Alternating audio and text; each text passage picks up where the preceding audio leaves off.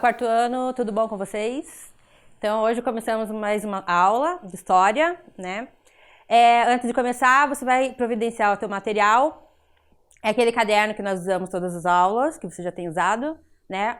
Um lápis, uma borracha. E para a aula de hoje eu vou precisar de uma folha, tá? Uma folha, pode ser uma folha de sulfite ou uma folha daquele caderno velho que você tenha lá, tá bom? E, além de tudo, eu preciso de lápis de cor. Então, pode ir lá buscar que nós estamos esperando.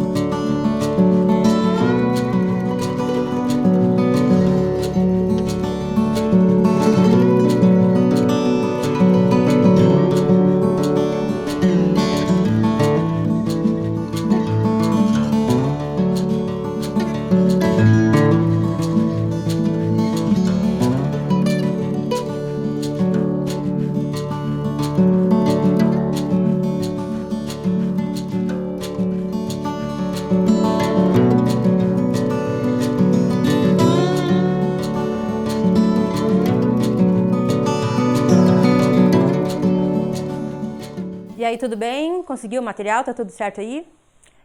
Bom, a folha, se você não conseguiu, depois posso explicar como pode ser feito sem essa folha, tudo bem? Agora você vai anotar a data de hoje e copiar o tema da aula de hoje, tá? O que tá aqui na tela.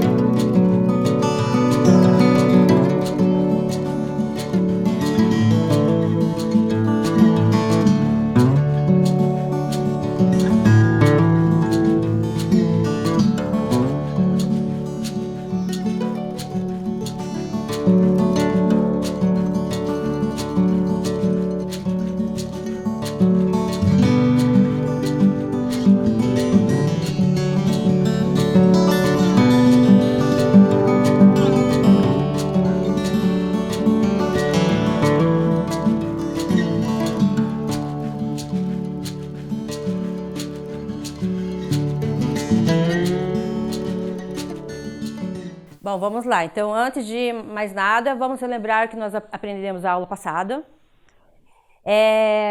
Nós aprendemos como os seres humanos chegaram às Américas, como eles chegaram aqui no Brasil, como viviam esses primeiros seres humanos e como é possível estudar alguma coisa que aconteceu há tantos anos.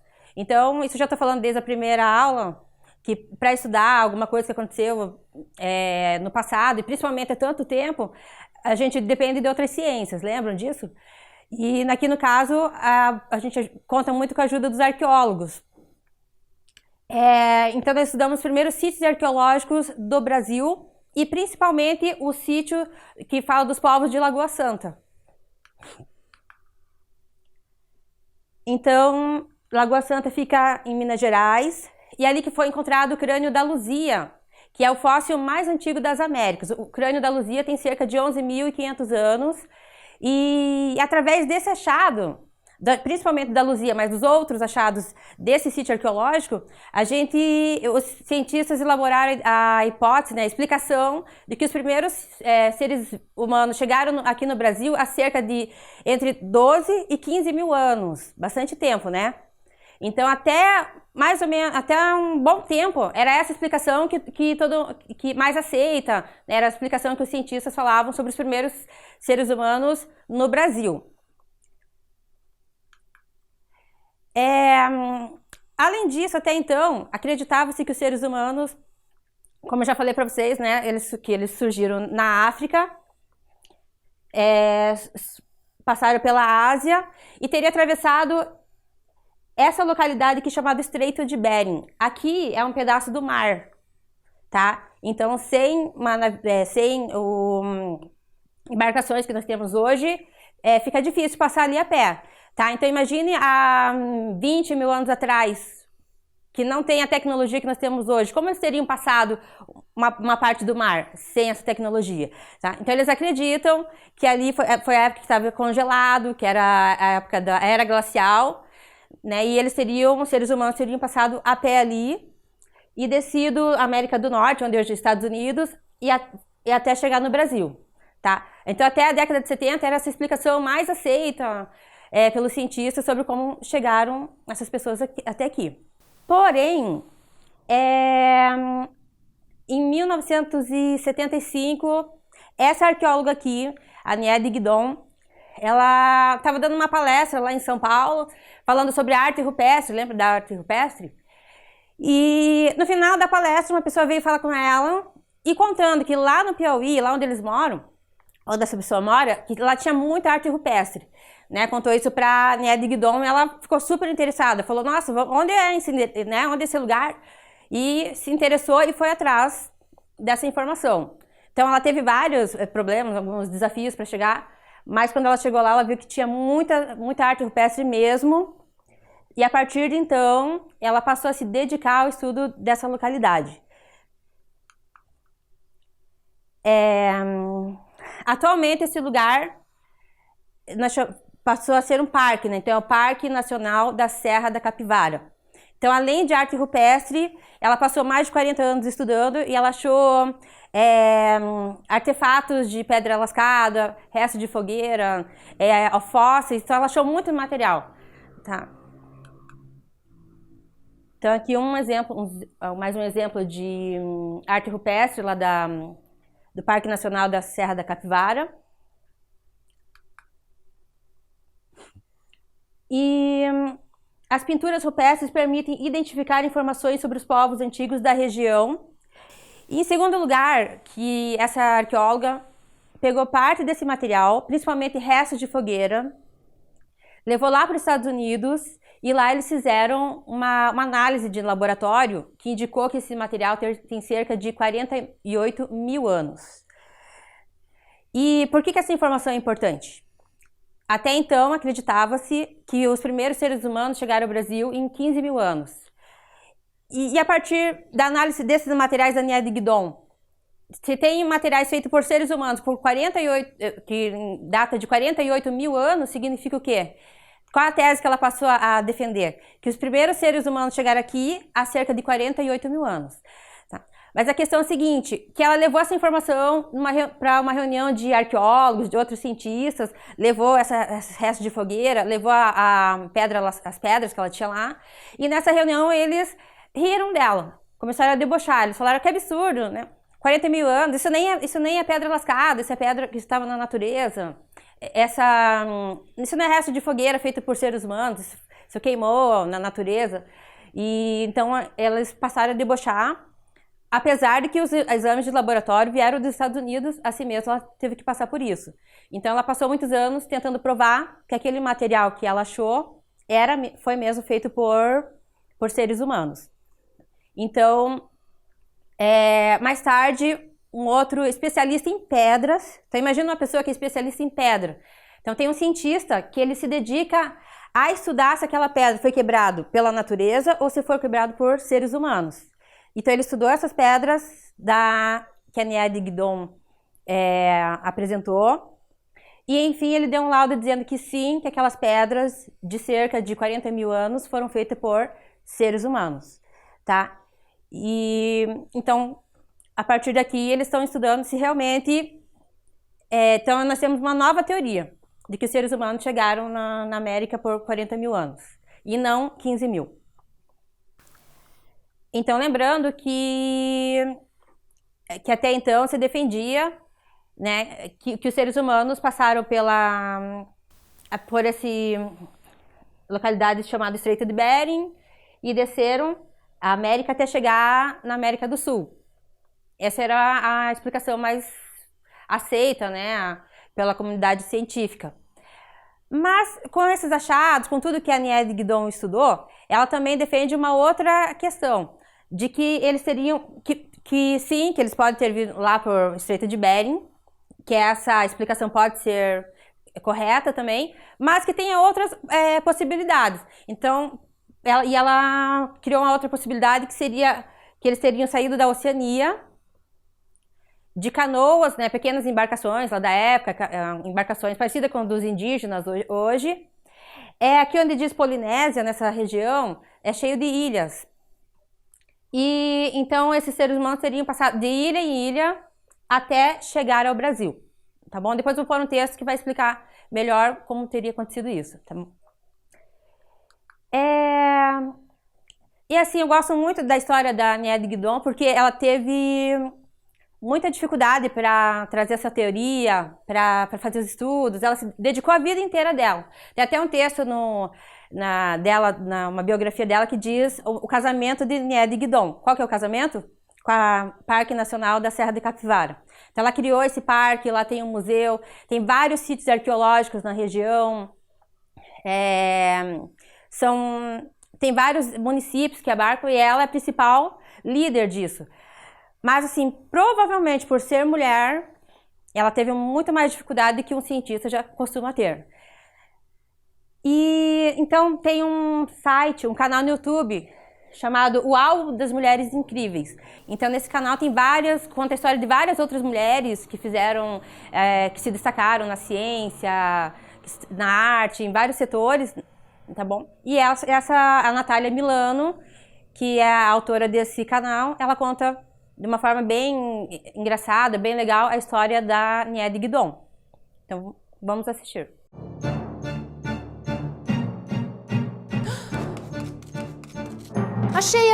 Achei mais uma mulher incrível!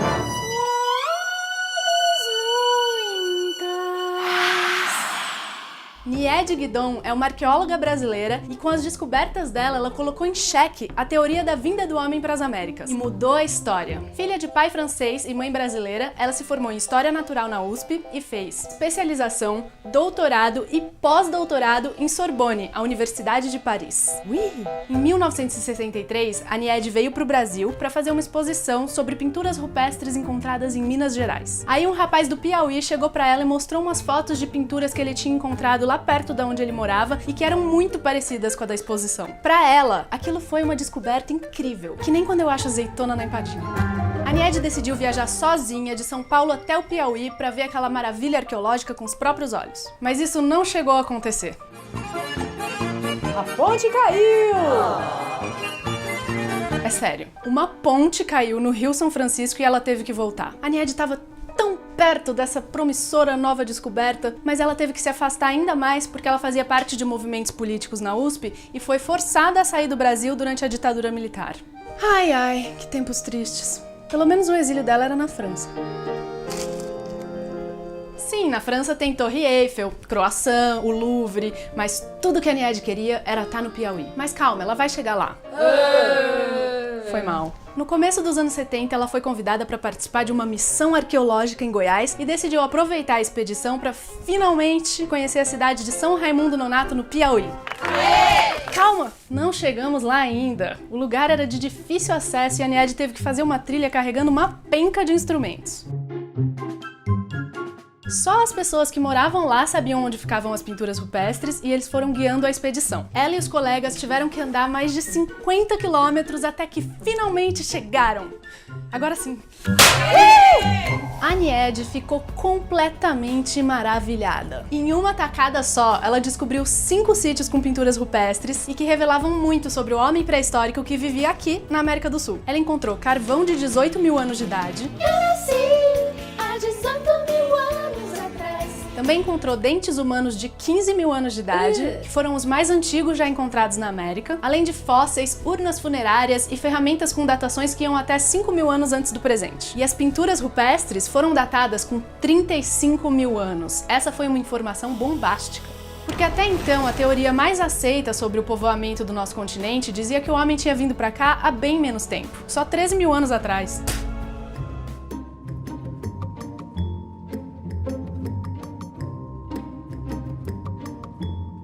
Foi aí que começou uma das principais lutas da Nied. Essas datações vinham dos melhores laboratórios da Europa e dos Estados Unidos. Mas mesmo assim, muitos cientistas e acadêmicos não aceitaram a teoria dela de que o homem tinha vindo pra cá muito antes do que eles pensavam. Alguns cientistas alegaram que os artefatos encontrados eram resultado de forças naturais e não do trabalho humano. Será que se ela fosse homem, os cientistas iam duvidar do mesmo jeito? Além dos obstáculos teóricos, a Nied também tinha que enfrentar obstáculos práticos diariamente para acessar, explorar e preservar o sítio da Pedra Furada. O aeroporto mais próximo ficava a 350 quilômetros de distância. Putz! Mas ela estava all-in e não poupou esforços até que o governo criou o Parque Nacional Serra da Capivara. E Nied Guidon se tornou a guardiã do maior tesouro arqueológico do Brasil. Ela criou a Fundação Museu do Homem Americano para preservar a área e ainda conseguiu transformar a região num pequeno polo turístico, com hotéis e um aeroporto internacional. Aê! Em 2006 foi divulgado o resultado das pesquisas da Universidade de Paris que afirmava: os artefatos achados por Nied Guidon foram sim feitos por seres humanos e possuem idade entre 33 e 58 mil anos. Em 1991, o parque foi reconhecido como Patrimônio Cultural Mundial da Humanidade pela Unesco. Quais mulheres incríveis você gostaria de ver nos próximos vídeos? Me conta nos comentários para me ajudar a completar esse álbum. Eu só não sei se a gente vai conseguir, porque ele é infinito.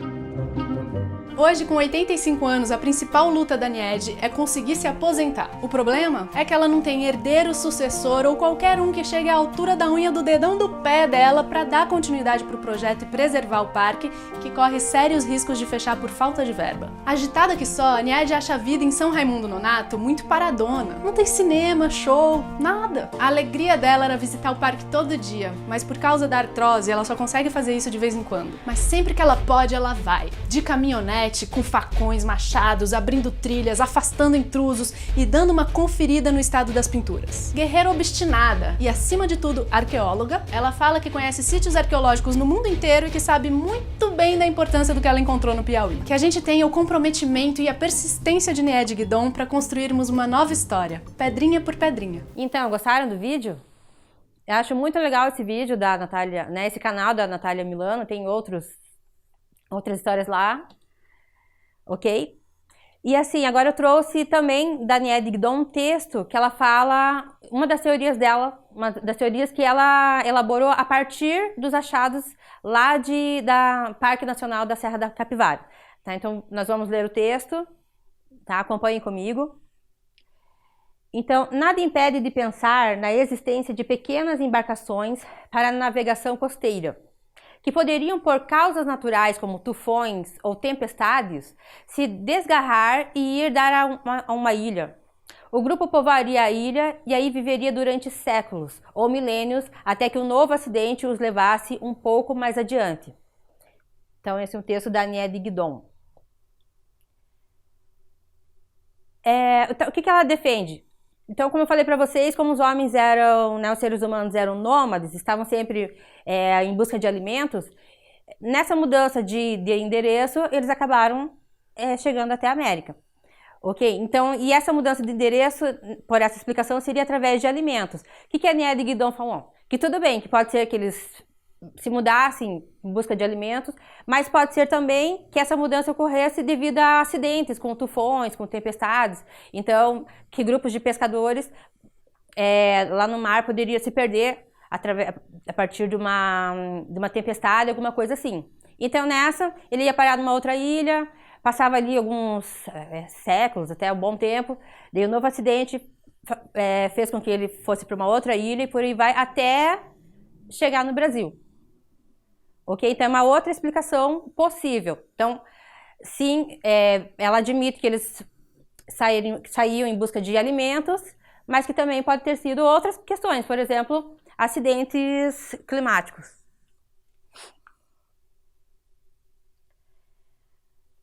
Bom, então nós vamos fazer análise desse texto.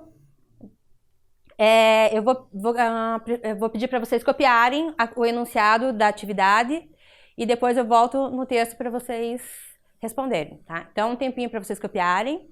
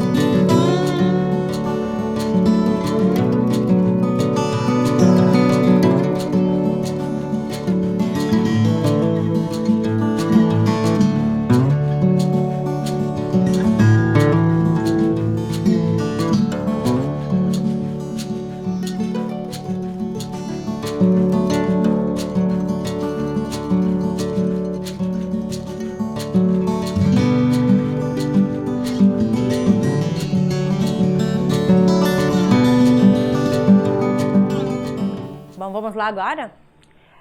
Então, o que que eu quero?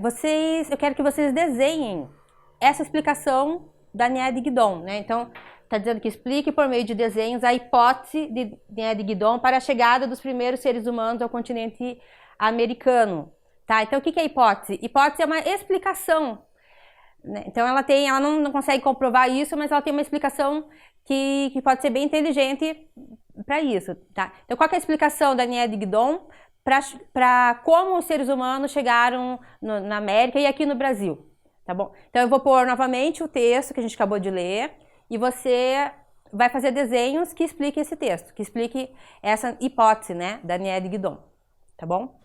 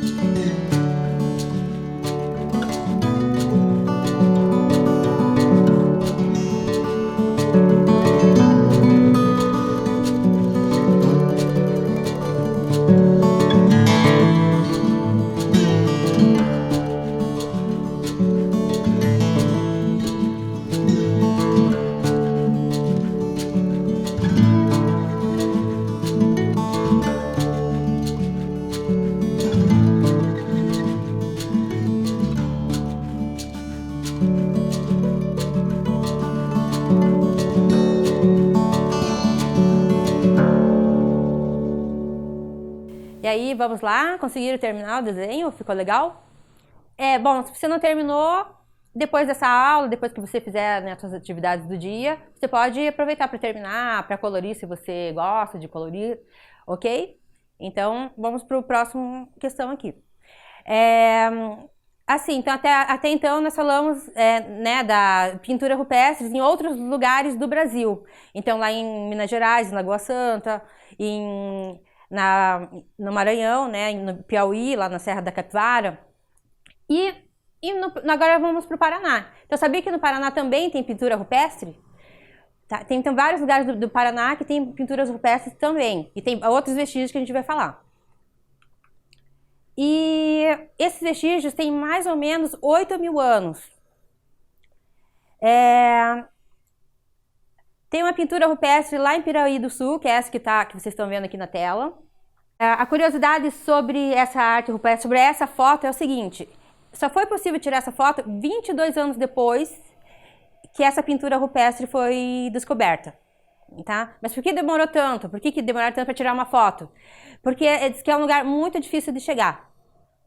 E além disso, essa pintura fica a mais ou menos 7 metros de altura. Então teve todo um estudo para conseguir tirar essa foto. E quem tirou ela foi a arqueóloga lá do Museu Paranaense, a Cláudia Parelado. Né? Então imagine, se hoje em dia, com toda a tecnologia que tem, foi difícil tirar foto, foi difícil chegar nesse lugar para tirar essa foto, imagine há 4.000 anos atrás, quando essa pintura rupestre foi feita.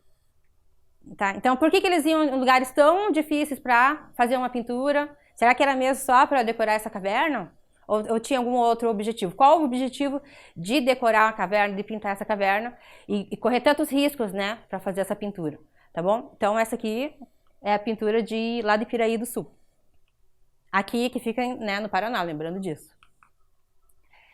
Outro vestígio arqueológico muito interessante que nós temos sobre os primeiros habitantes do Brasil são chamados sambaquis. Os sambaquis, eles têm todo o litoral brasileiro. E o que é esse tal de sambaqui? Vou pôr uma imagem para vocês. Sambaqui é isso que vocês estão vendo na imagem aqui. O que vocês estão vendo? Um morro, certo? E o que tem a ver esse morro? Né? Morro a gente vê em qualquer lugar, não é isso? Só que a questão desse morro é o seguinte: se você cortar esse morro, se você mexer nele, você vai ver isso aqui que aparece na tela. O que vocês estão vendo? Conchinhas, pedras, tá? Então não é um morro como a gente conhece, como está na natureza, feito de terra. Não, esse morro que é o sambaqui, ele é feito de conchas. Então, sambaqui são montanhas de conchas, como você está vendo. Tá aqui outra imagem mais aproximada de um sambaqui. E aí eu trouxe um texto aqui dos arqueólogos lá do Museu da Federal, e eles explicam um pouco sobre esse sítio arqueológico, tá? Então, o sambaqui é um sítio arqueológico, ou seja, um lugar que você vai encontrar vários objetos dos seres humanos lá do passado. Tá? No caso aqui, sobre os primeiros seres humanos do Brasil, e depois vou falar também do Paraná. Então, o que diz o texto? Acompanha lá comigo. Então, sambaqui, na língua tupi-guarani, quer dizer monte de conchas. São colinas formadas por vestígios alimentares, conchas de moluscos, restos de peixes e crustáceos, mamíferos marinhos e terrestres e demais vestígios, entre eles restos de habitações, fogueiras, objetos, instrumentos e adornos de pedras lascadas e polidas, ossos, dentes e conchas deixados pelos habitantes do litoral brasileiro. No interior dos sambaquis são encontrados sepultamentos humanos e oferendas associadas como as famosas esculturas denominadas zólitos, sendo que os mais antigos podem chegar a 10.000 anos. Tá? Então, esse é um texto que foi elaborado por uns arqueólogos lá da Federal. Ok? Então, na verdade, esse monte, né, que eu mostrei para vocês, ele é feito com conchas. Como assim feito com conchas? Então, quer dizer, e dentro tem todos esses objetos que eu mostrei ali para vocês, tem tudo isso. Tem objetos feitos de pedra lascada, tem restos de sepultamento, ou seja, fósseis. Tá? E esses fósseis, ele tem geralmente uma forma de ser enterrado ali. Tem adornos, ou seja, colares feitos de conchas. E aqui nós estamos falando, no texto está falando dos ólitos. Tá? O que é esses ólitos? Os ólitos são esculturas que provavelmente, então eles acharam, né, tem a montanha de conchas, acharam algumas esculturas que representam animais. Ok? Então, e os arqueólogos olharam para acharam, né, esse objeto, e para que serviria essa escultura com formato de animais? Então, eles concluíram que pode ser para oferenda religiosa, alguma coisa assim. Então, analisando esse achado, que são os sambaquis, eles acreditam que provavelmente esse sambaqui era usado para sepultura, como se fosse um cemitério. É uma hipótese, né? Outra explicação é que os sambaquis serviriam para demarcar território. Então, tinha os pescadores lá de 4.000 anos atrás, né? Então, quem construiu esses sambaquis viveram entre 4.000 anos, 8.000 anos atrás. Bom, primeiro eu vou pedir para vocês copiarem o texto que está no quadro e eu já volto para explicar exatamente o que vai ser a atividade.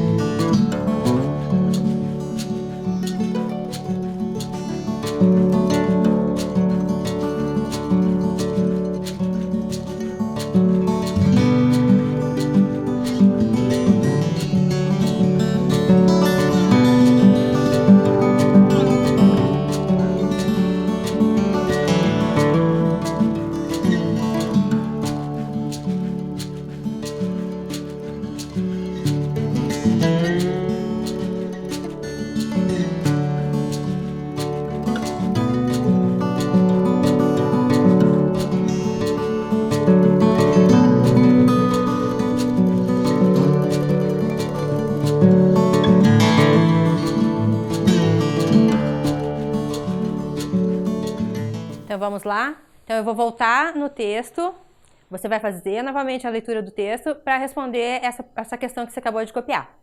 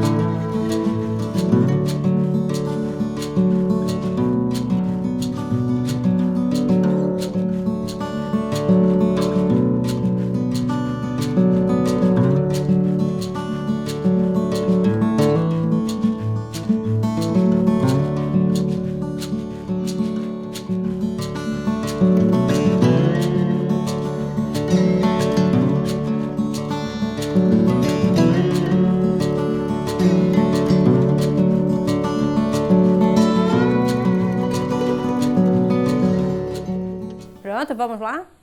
Então agora nós vamos fazer a correção juntos. Então no sambaqui são encontrados conchas de moluscos, molusco seria ostra, por exemplo, restos de peixes, crustáceos, mamíferos marinhos e terrestres, por exemplo, mamífero marinho seria baleia, e crustáceo seria caranguejo, lagosta, restos de habitações, fogueiras, objetos, instrumentos e adornos de pedras lascadas e polidas, ossos, dentes e conchas, sepultamentos humanos e zoólitos. Vamos lá, eu quero ver se você entendeu mesmo o que a gente trabalhou até agora, ok? Vou pôr algumas imagens e você vai me dizer qual dos objetos encontrados no sambaqui é essa imagem que eu vou mostrar, ok? Então eu vou deixar bem rapidinho e já vou passar a resposta. Então, está preparado? Então vamos lá. Primeira imagem. O que é encontrado dentro do sambaqui que é mostrado aqui na imagem, que está na imagem? O que você acha que é isso? Dá uma olhadinha rapidinho. Isso é um zoólito. Tá bom? Quem falou zoólito aí? Então, zoólito é aquela escultura que representa animais. Ok? Próxima imagem. Que nós estamos vendo. Aqui é um fóssil, ou seja, resto de sepultamento. Tá bom? Acertou? E aí tem mais uma imagem. A imagem 3. O que você acha que é isso? É uma daquelas objetos que a gente encontra no sambaqui. Essa está aqui na imagem 3. Aqui é um colar de conchas. Tá bom? Quem acertou lá colar de conchas? Então, gente, por hoje é só. Ok? Espero que tenham gostado da aula. Eu pedi para separar aquela folha, o material não deu tempo para fazer hoje, mas a gente continua na próxima aula, ok? Então, tchau para vocês.